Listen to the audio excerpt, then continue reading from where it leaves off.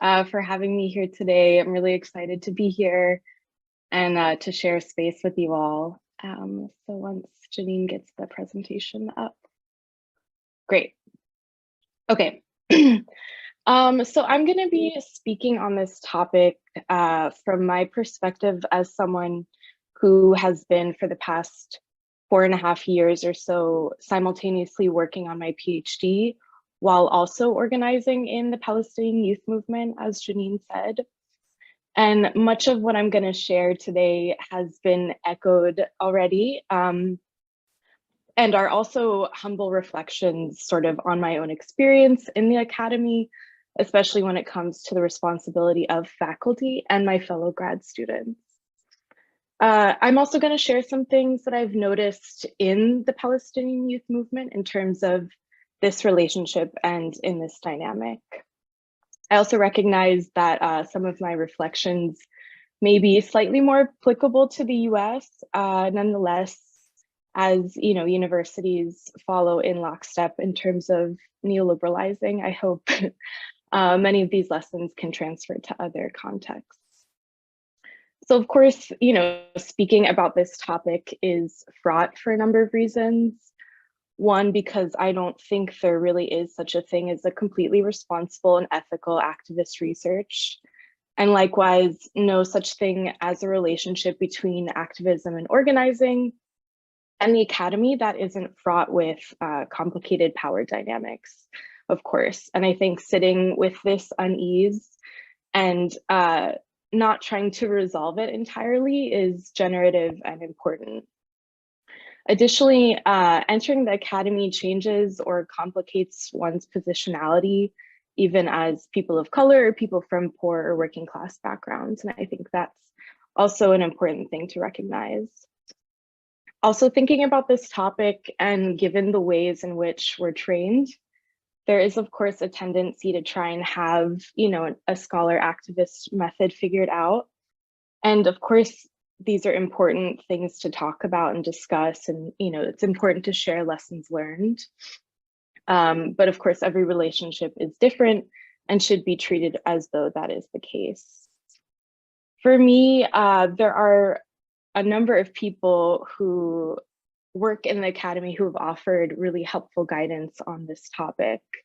One is Professor Nadine Naber, who sort of calling forth Stefano Harney and Fred Moten's undercommons, says that we should be in, not of the university.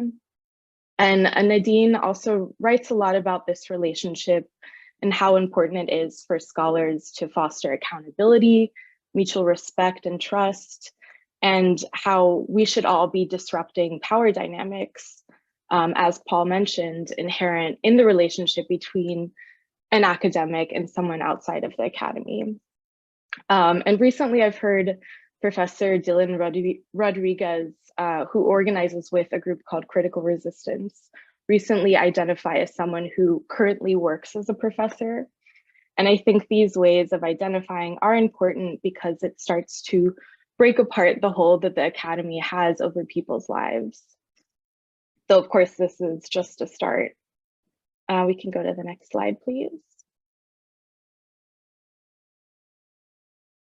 So in thinking about this subject, I came to sort of thinking about what it means to be grounded, and responsible and grounded scholarship for me has started with being a part of a political organization.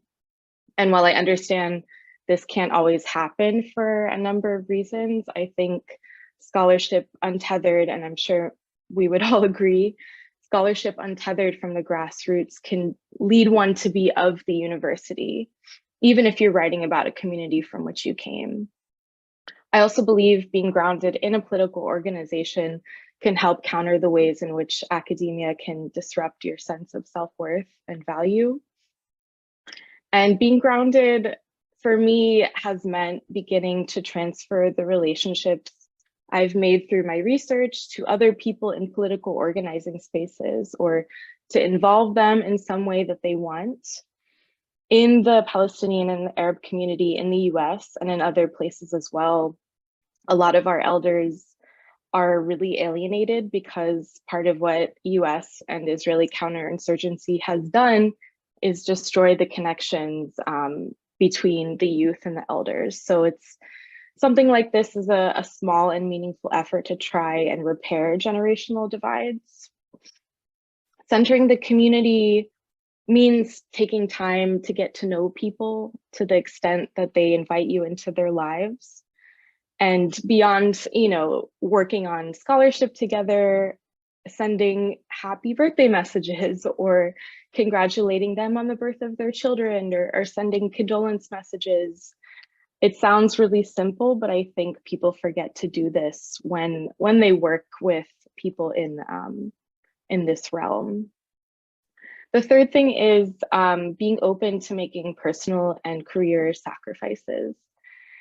And this can mean doing something as small as spending more time than you would normally in a place so that you can build relationships and trust with people.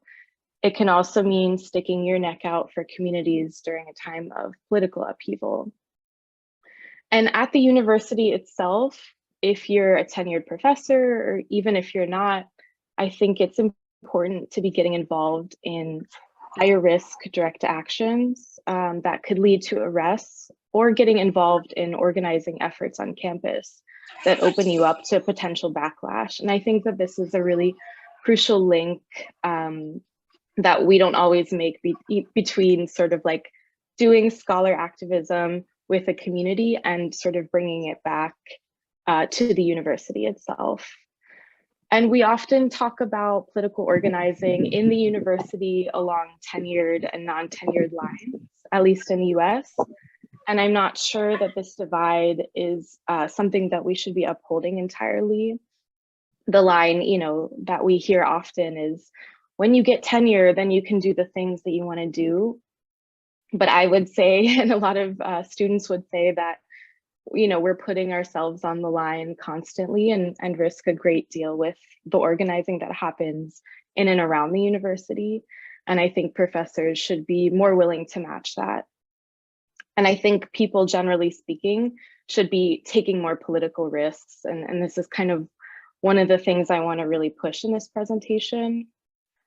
I think instead of talking about the divide between tenure and non-tenure, I think that we should be talking about systems of support that can be built to encourage more risk-taking in the university and outside the university. And of course, this can take the form of joining a political organization, or it can take the form of support networks that can be mobilized ahead, during, and after a political action to mitigate the blowback through strong and powerful support both inside and outside the university, in the media and legal realms, and even through financial means if necessary. So thinking about ways to encourage more direct actions and sort of more political risk taking across the board. And I think that, to begin to think about these support networks, we can look to work on mutual aid as a place to start. Of course, many of us are more familiar with that since COVID. And then lastly, inhabiting a general antagonism towards the university. And when I speak of this, I'm of course citing Fred Moten and Stefano Harney's The Undercommons again. Having a general antagonism can mean many things, but first it means not foregrounding the security of your department or school when there's political or social upheaval. I'm sure many of us remember in the early days of COVID, we witnessed departments struggling with how to support students and faculty and administrators, and also retain the status quo of the neoliberal university. And times of immense upheaval such as this require a mindset that is constantly asking, what are the ways in which I can utilize this crisis to undo the changes that have been brought on by neoliberal capitalism? And of course, there are many people who have written about this in much more depth. And the answer to this question oftentimes just requires listening to what the students are advocating for in those moments, which in my experience, has been a more difficult ask than I was expecting. And there's much more to say on this, but for now we can go to the next slide. Okay, so I want to touch a little bit on the divide that has been mentioned already, which is about what people are talking about on the grassroots level and what people are talking about in the academy. And it goes without saying that oftentimes they're different, or that topics are talked about in different ways at different times with different language. And I think it's really important to figure out ways to bridge this divide, of course. And it's been helpful for me to look at the work of Dr. Ruth Wilson Gilmore, who helped co-found the abolition organization Critical Resistance, who for decades has been doing work against prisons and the carceral state. And Gilmore says that the purpose of the academic or of the scholar is to take what you know and make it accessible to the masses. The other way, of course, is if you are involved in a political organization, ask beyond what are knowledge gaps, but as Paul mentioned, ask what type of work would be helpful to people's understanding of a particular problem or historical conjuncture. And as we all know, to survive in the academy, we have to justify our projects, situate them in ongoing debates. But the reality is that many of these debates are debates that are more relevant to the world of the academy than to the masses. So being cognizant of this is key, and being cognizant of the way in which we talk about problems, I think, is really important. Okay, next slide, please. Okay, so when to use the academy? There are, of course, countless people who would like the time to read, to think, to write about the issues that they care about, but they can't for a variety of reasons. And, we are all lucky enough to get paid to do this. So what are the ways in which we can help facilitate this process for other people? I want to, again, bring in Professor Nadine Nabud here, who has been thinking about this for many years and has talked about the importance of co-writing articles with organizers. And similarly, I'm sure many of us have had people come to us, comrades, and say that they want time to think, or they want to publish something, but because they're not in the academy, they don't have the time, energy, or resources to do so. So, we can co-write articles with people, or at least help people get their own work published. Another way of doing joint work, though it's a little different, is to redistribute grant money. And I think this is both simple and difficult for a number of reasons, because we all know how precarious life in the academy is. But one way of bridging this gap, I think, is to build it into your grant application. And as someone who has not applied to many grants, but has done this with a few that I've applied to, I've written into the grants my comrades as research assistants or translators, or also to just plan from the beginning to give a certain amount away. And if you're not a part of an organization, of course, there's some deeper questions to think about when it comes to giving money and how it's used. But I think there's some creative ways that we can think about redistributing money. Lastly, on this point, utilizing institutional resources, rather. This is a pretty simple thing that you can do in your place in the academy. I can't tell you, at least in the US, how desperately many organizers need spaces to meet. Of course, there are security concerns that should be addressed if organizers are entering academic spaces, but nonetheless, it can be very helpful for people to just have spaces to meet. As a graduate student myself, for instance, I can't book rooms on the weekends, but professors can. So I think thinking about, what where you have power and what you're able to utilize when is really helpful. And something like this, even thinking about using the space of the university, I think also opens up interesting questions about ways to bring in trusted administrators into the fold of organizing as well. And this, utilizing institutional resources also can look like using the printers and supplies that are in the department. Printing is very expensive and organizers don't have money. And this is a simple thing that you can do to offer as someone with access to those resources. And I think if the department is open to it, and I think people should be pushing for this, asking for funds to host trainings that are open to not only the students of the university, but to the community as well. Last year, for instance, a cohort mate and friend was planning to host a Narcan training, and Narcan is something that reverses opioid overdoses, which is a big problem in the US. And this training was to be hosted in the department with department funding. And it was canceled for other reasons, but the important thing was that it was greenlit by our department. And this was kind of the first time that something like this had happened. And of course, there was initial pushback because faculty members didn't understand what a Narcan training had to do with the work of our department.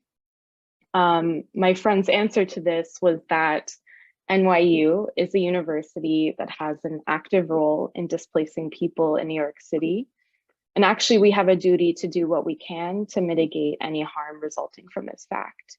So regrounding the university not as a site that is separate from the geographic location that it's in, but a site of active and ongoing harm. When to not use the academy. For grassroots organizations, it can be really useful to have skilled researchers donating their time to work on research projects that serve the organizations, even if those researchers are not formally a part of them. This also requires people to produce knowledge that will not be attributed to them and may never be public. In the PYM, we have a number of members in the academy who spend a lot of their time working on projects for both internal and external use. We have many members that use their research and writing skills for a variety of projects, internal projects that help us, expand our knowledge, both historical and contemporary. And this work will likely never see the outside world. As an example of an external project that also involves a number of members in the academy is a book project that we just launched a few days ago on April 17th. And this book project is a translation of a novel written by a former Palestinian prisoner, Wissam Rafidi.